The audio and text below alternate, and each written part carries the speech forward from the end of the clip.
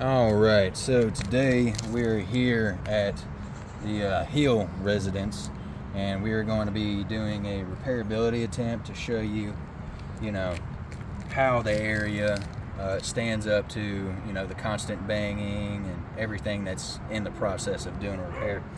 Now, we have chosen this shingle specifically because of the gash that is right there in the middle of it. And this was the safest spot to actually conduct a repairability, which is also why we chose this area. Now, the claim number for this claim is going to be 4263Q as in Queen 5251. Today's date is May 14th, 2024. It is a Tuesday, and it's feeling pretty good outside. It's around 79 degrees. And throughout this repairability, we're going to be testing for mat transfers, fastener pulls, granule loss, tears, and creases. So, without further ado, I'm just going to jump straight into it. Now, as you will notice, I do have just a regular old crowbar, pry bar, whatever you want to call it.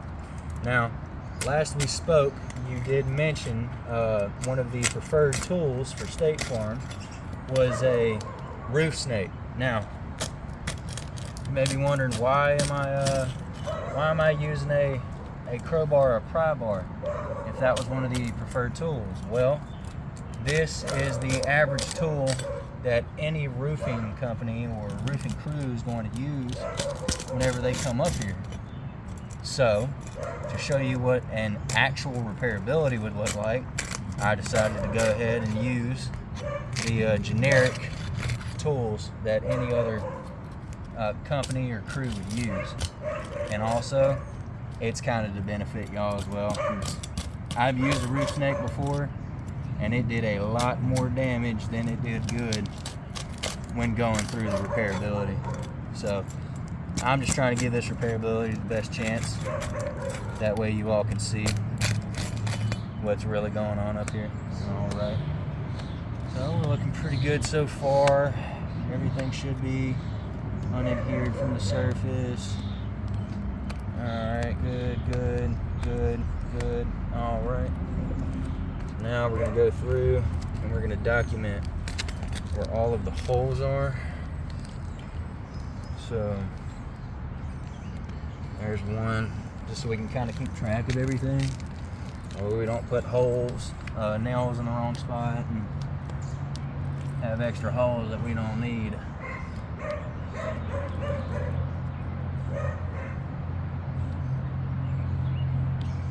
Alright.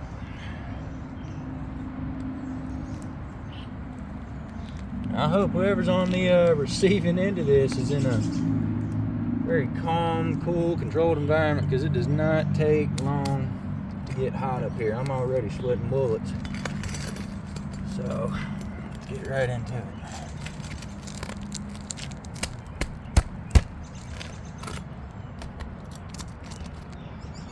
And notice too that throughout this repairability, we're going to have a lot of banging and a lot of granules coming off. I've already seen quite a few of them shaking down. Okay, it's going pretty good so far.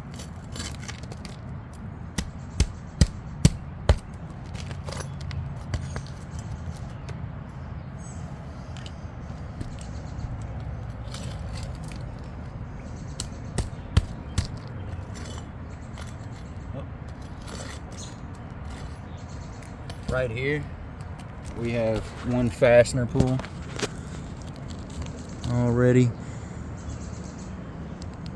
So, we're going to go ahead and keep on documenting everything as we go.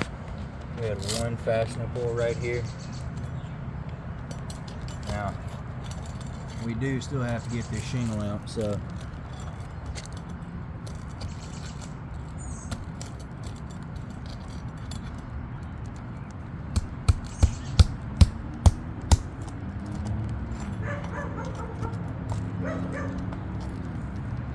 there we go.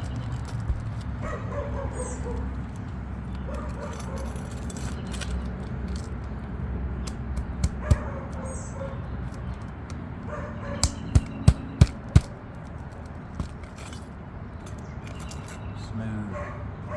That's the way we like it.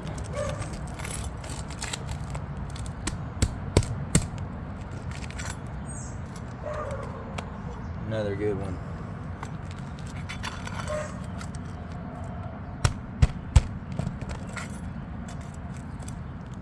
Ooh, that one's kind of too fast, but that'll be fine.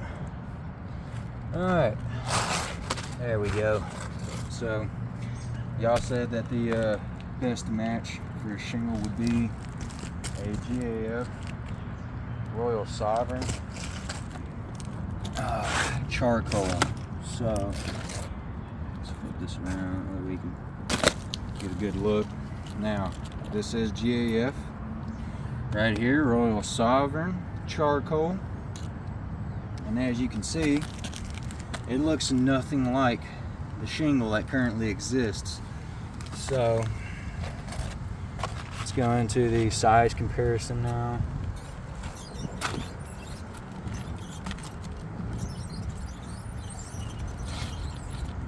Alright, there we go.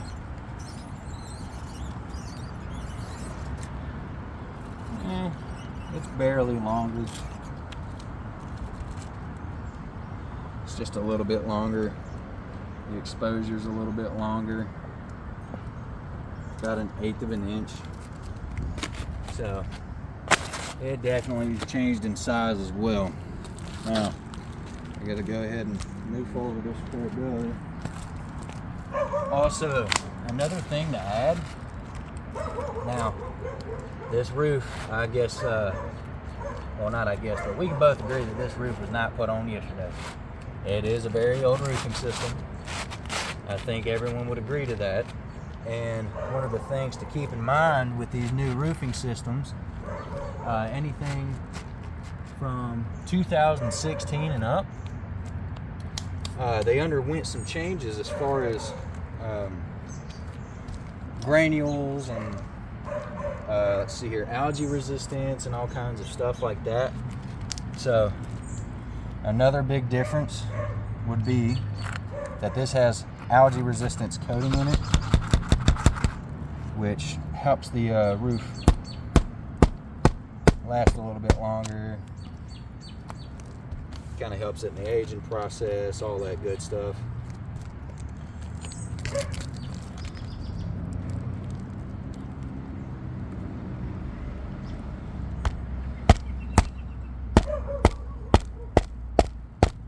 Yeah, that's good.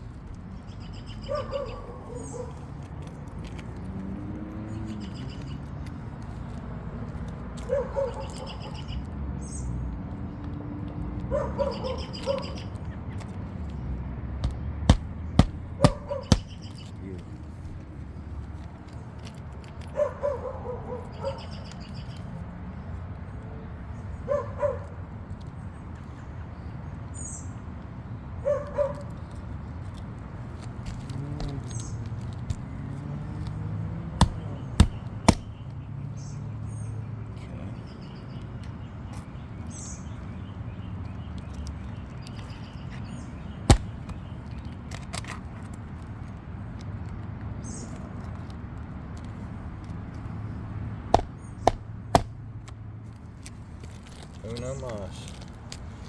Alright.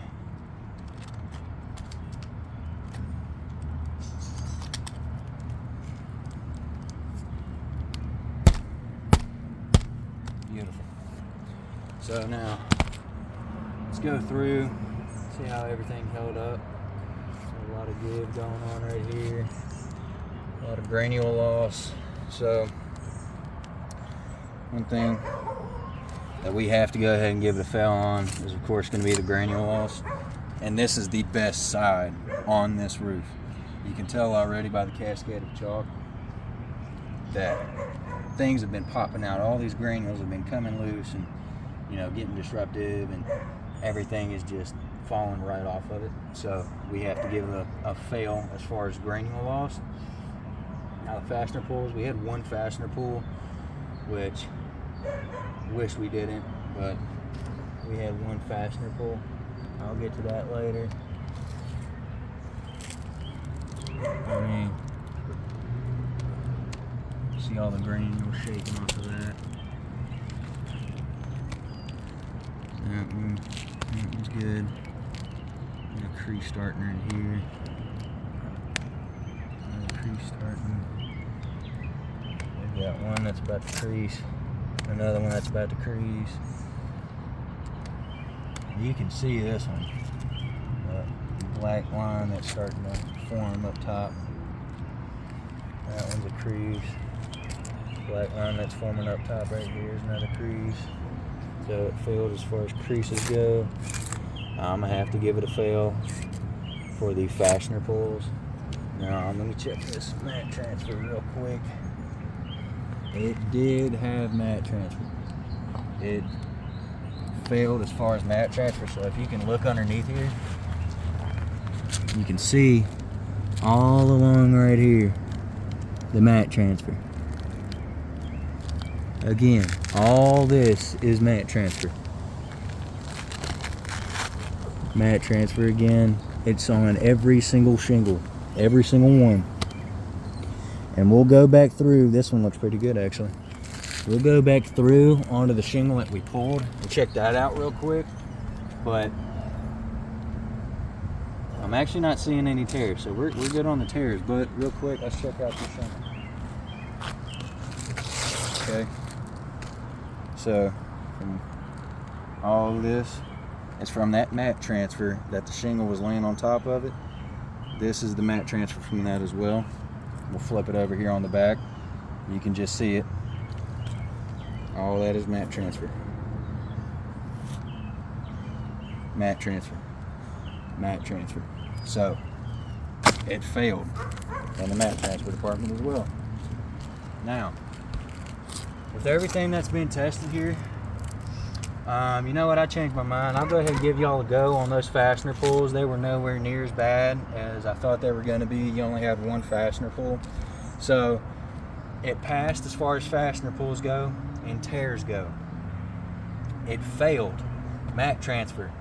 It failed granule loss, and it failed creases. So that leaves this with a 3 out of 5 failed, which leaves this whole repairability with a fail.